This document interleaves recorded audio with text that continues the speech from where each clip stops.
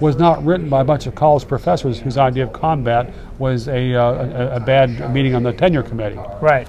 It was written by people who had survived a horrendous war and horrendous post-war period, and they understood that there are terrible times sometimes, and that's what it's built for.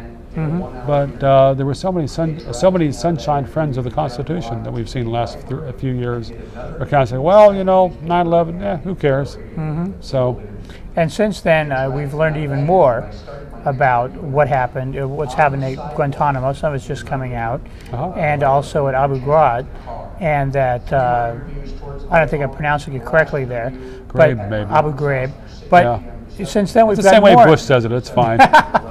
So we've had more information come out, and it seems more and more ugly each time, and the press seems to talk about it less and less. Well, there's been some press coverage. The American Civil Liberties Union has done a great lawsuit against the feds, forcing them to divulge a lot of the memos. But I still think we may not have even seen the tip of the iceberg.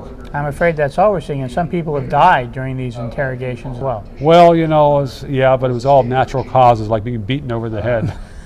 I mean, but this is almost how some of these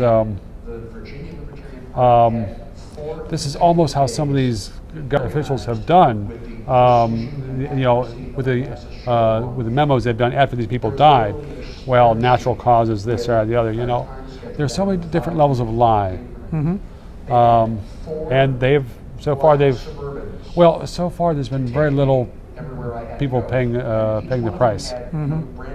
Yeah, just no one has. We've had some lieutenants, low-grade people. Basically, the blame has been pushed off on them. The blame's been pushed off on some of the rank-and-file soldiers, foot soldiers.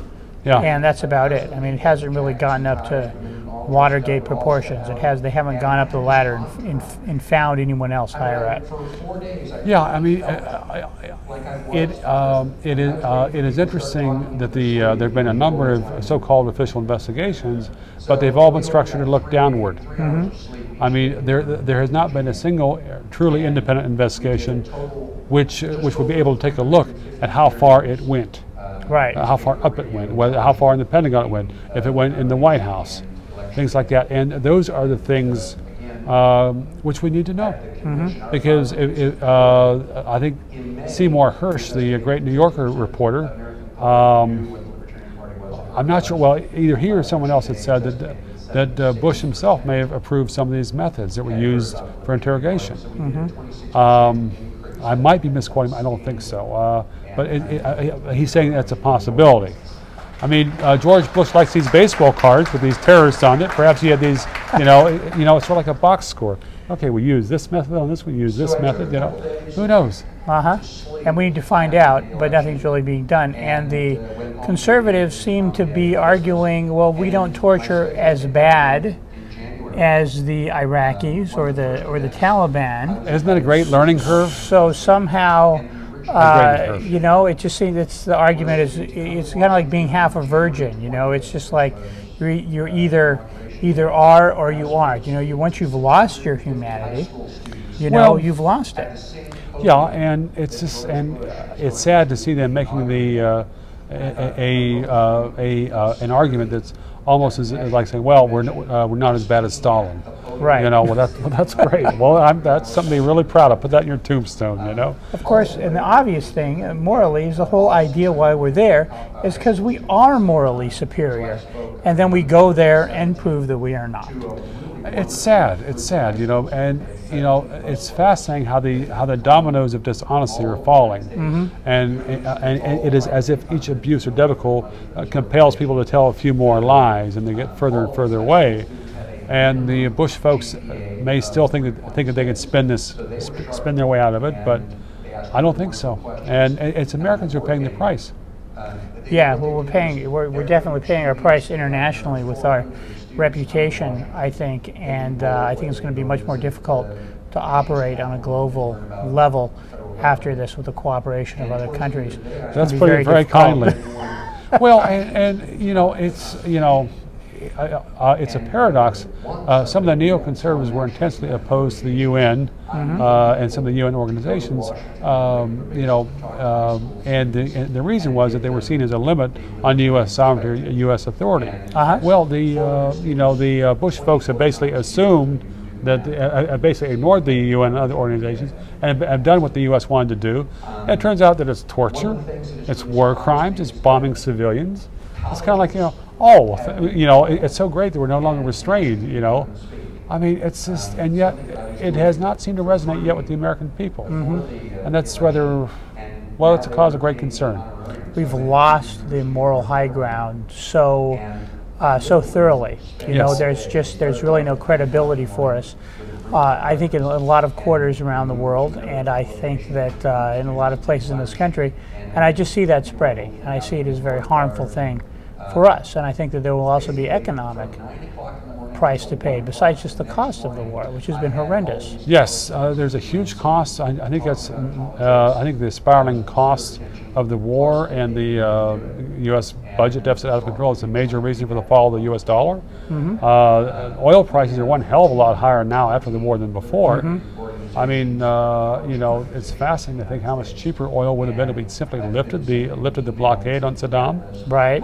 And the Iraqis could have pumped at full speed, and oil might be half the price right now. What is, you're a student of history. What do you think is going to happen in the long run in Iraq? I assume at some point the U.S. will get fed up and pull out, and that hopefully there's not a Islamic theocracy at that point, but it's a very good possibility. I think they're going to have a very hard time there, no matter what the U.S. government does. It's a good reason for the U.S. to get out as soon as possible, and wish them well and wave them goodbye and get out of Dodge. No matter what, I think that when they do that. And things go badly, and I think there will be an Islamic jihad there. I think there will be an overthrow. That area really has no history of democracy. Well, I mean, that's true of Iraq, but in Lebanon they've had a lot of democracy off and on for a long time. Turkey is a Muslim country that has a fair amount of democracy. It's a mess over there right now.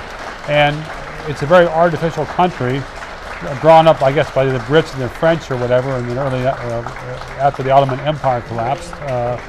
Around then, I think. I'm not sure the details on that, but it's a mess. So culturally, they're not really. So what you're saying is culturally, you don't really think they're a people.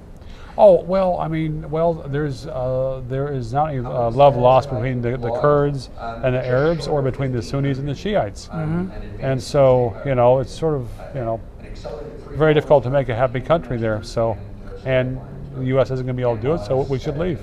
What about, do you think Bush is going to go into other countries over there? I think Bush would, some of Bush's advisors would probably like to invade Syria and Iran, but Syria would be easy to invade, but what the heck do you do with it? I mean, okay, it's a bunch of sand and some other things. Yeah, there's another idea that people have brought up, that aren't the people of Iraq entitled to democracy? Aren't we supposed to morally help them achieve this?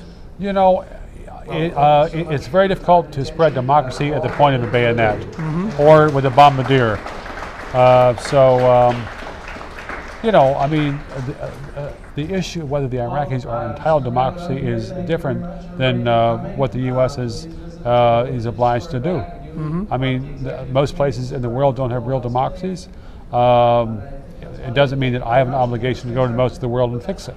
Now, also, after the election there, it seems like a lot of pro-U.S. people won the election over there. There were lots of, I think Alawi only got like less than 15%, maybe 16%. But in spite of all the U.S. did to fix the election, or to tilt the election. So,